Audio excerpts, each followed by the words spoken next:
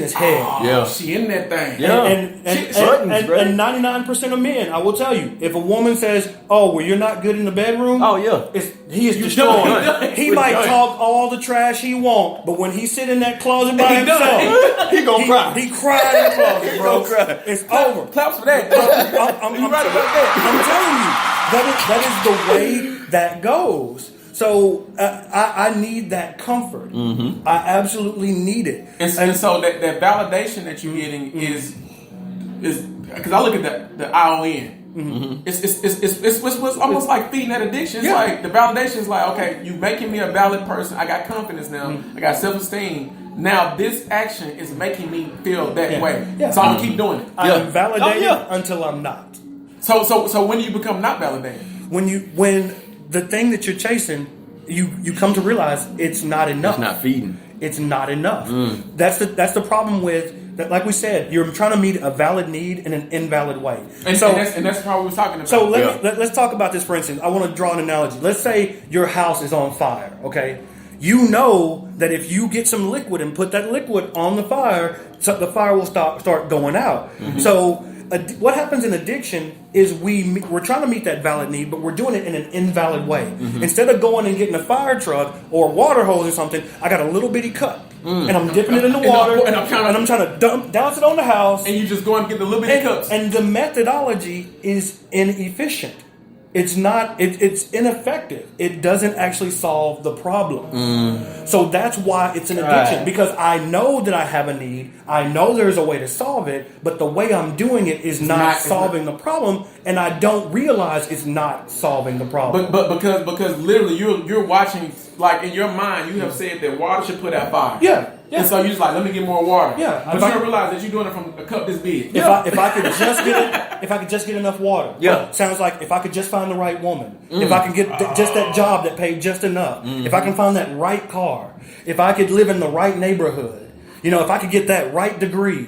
All that stuff. If I could just get the right one. That's the addiction. That's where the addiction comes in. Because at some point, it's like we talk about chasing the high in addiction for people who are in chemical addition.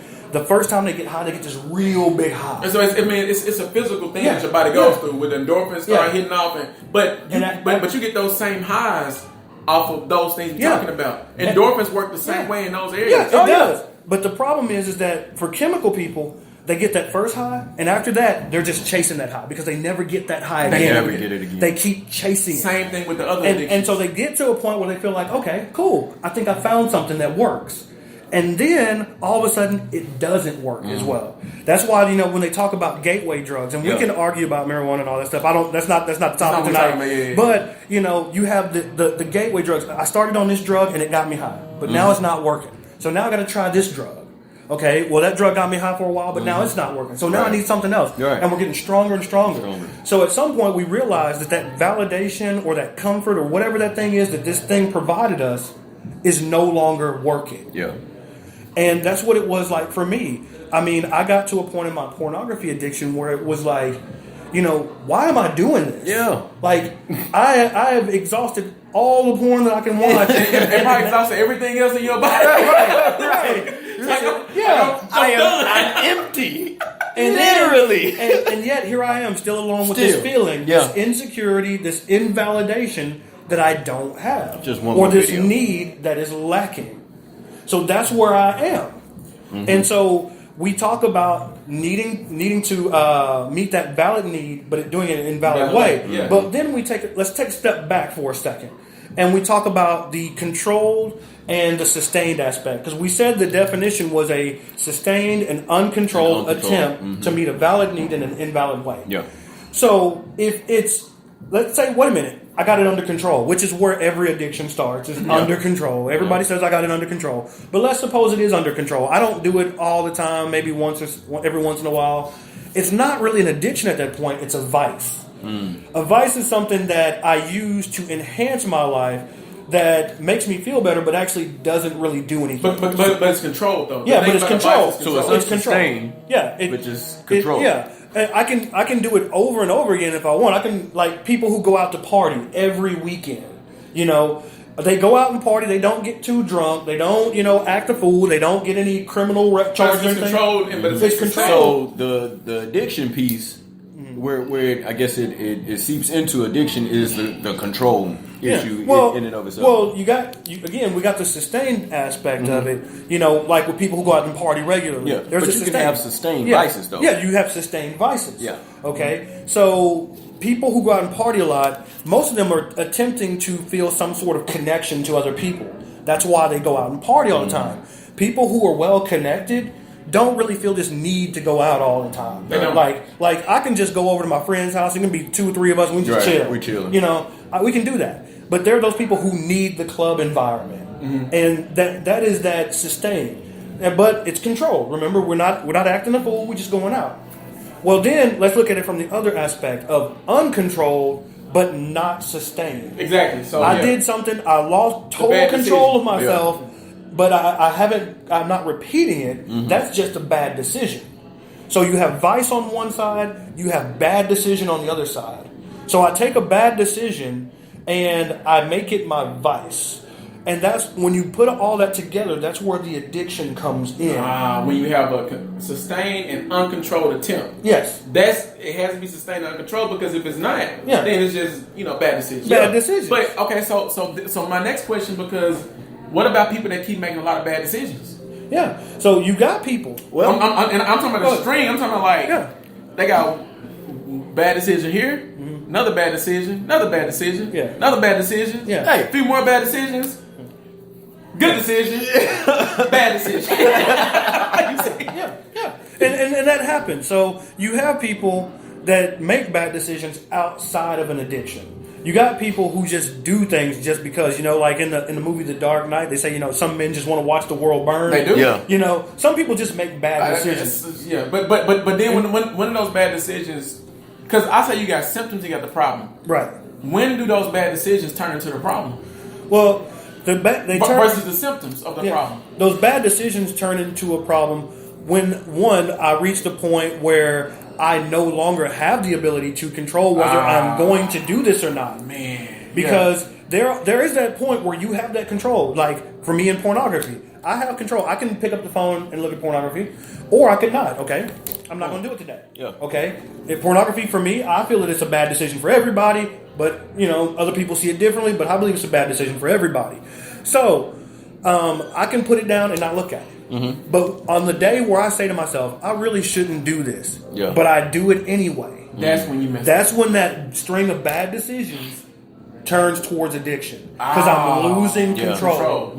So a lot of people live in that gray area for an extended amount of time because it hasn't really affected them to say, I hear rock bottom and say, dang, I'm losing control. That's what I'm saying. Now that's controlling me. Yeah. When the dopamine that hits, the oxytocin and the dopamine, serotonin, the happy drugs, when they hit your brain and they're more stronger than the cognitive dissonance that you that's feel, when it becomes an addiction. That's when it's an addiction. I see. I had to get that from that side too, because the DSM-5 talk like that. The life talk like this. Right. That's like I'm more on the life side. But exactly. You sometimes you can't use the $20 words with your $5 people. And I'm not saying your audience is a $5 audience. I get it. And sometimes you use the $5 words with the $20 people. Hey, at all. You can't. So, but that's what addiction does, man. So I had this need that needs to be met. That's usually the basis of addiction. I have some need, and that need is going unmet.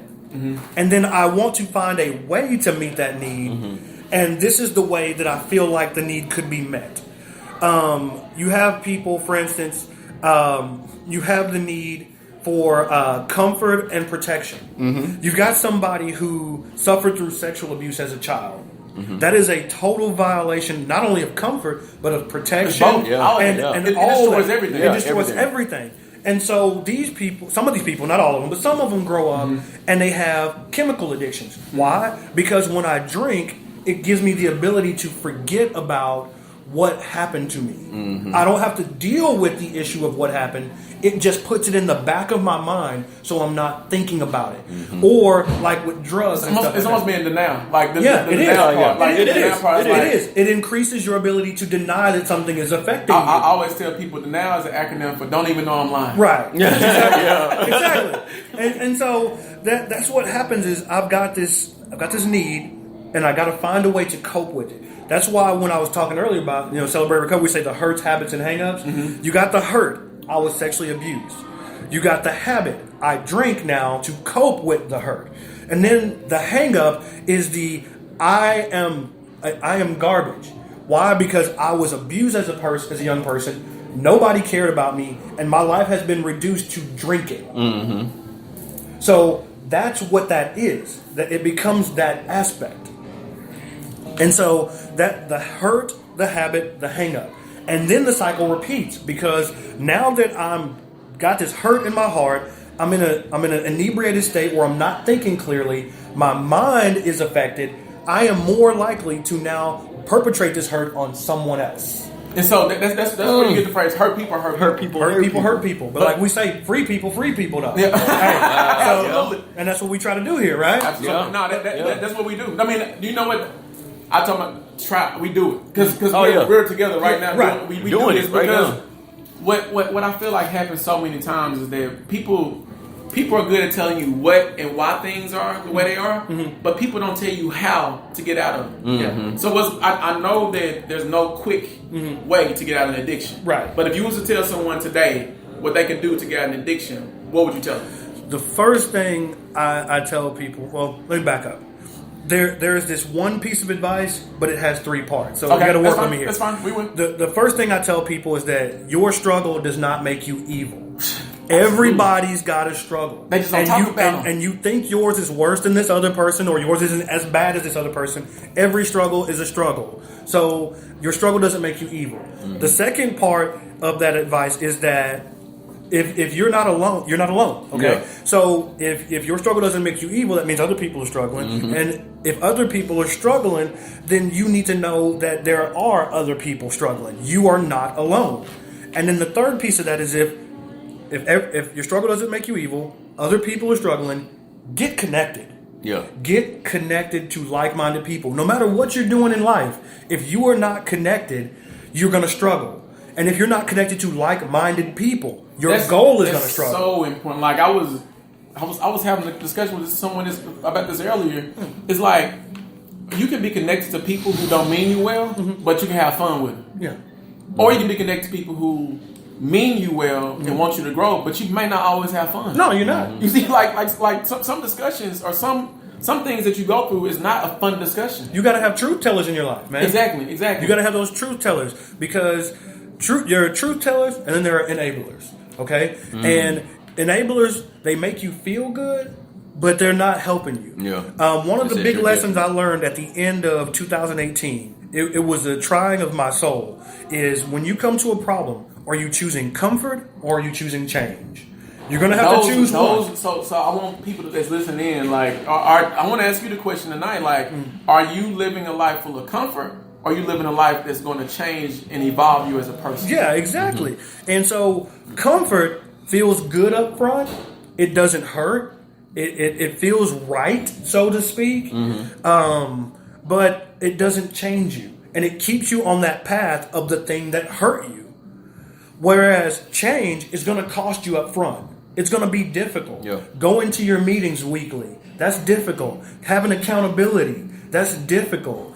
Telling the truth about yourself, that's difficult. It's hard. Yeah. But it leads you to a path of freedom. You just got to choose your heart. Yeah. And so choose like what's going to choose your difficult. Yeah. And so for me, there was one part of my pornographic addiction that was really hard for me.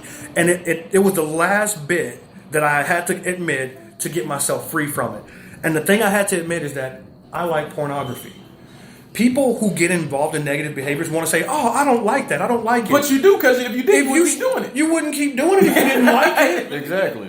I know why I'm not an alcoholic, because I really didn't care for alcohol. Yeah, but you care for that. But I cared for pornography. I cared for women, so that was my thing. And so I had to admit that, and that's what change is all about. Is that we always say the first step is admitting it that there is a problem. There has to be a problem. If you're still in denial, there's no change in this. Okay, so when we say that, and that's kind of where I was, and I really just kind of left it there, acknowledging that you have a problem.